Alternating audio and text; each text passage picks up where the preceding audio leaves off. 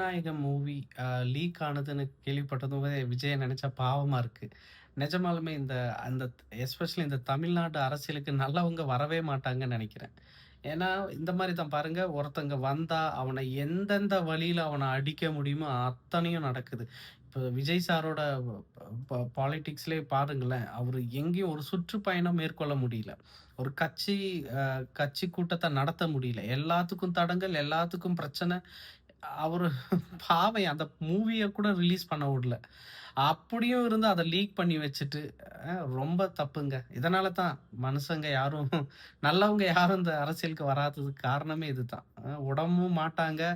அப்படியே வந்தாலும் இந்த ஓட்டும் போட மாட்டீங்க. அடிமை மாரி அதே கட்சிக்கு போட்டுக்கிட்டு இருப்பீங்க.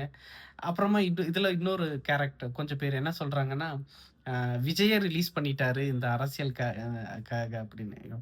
ஒரு நல்லா புரிஞ்சுக்கங்க. ஒரு தொழில் பக்தி இருக்கிறவன் எப்பவுமே அந்த தொழில்ல வச்சுட்டு விளையாட மாட்டான்.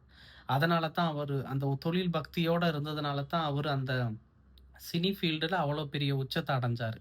அவரு போயிட்டு அந்த இத வச்சு இந்த மாரி கேம் ஆடுவாரு அப்படின்றதெல்லாம் நம்புற மாரியா இருக்கு. லாஜிக்கா கூட இல்லைங்க. அ எனிவே அதுல ஒரு நல்ல விஷயம் என்னன்னா, அவர சுத்தி நெறைய பேரு இவருக்கு சப்போர்ட் இந்த விஷயத்துல நெறைய பேர் சப்போர்ட் பண்ணாங்க. அத பார்க்கறதுக்கு சந்தோஷமாவும் இருந்துச்சு.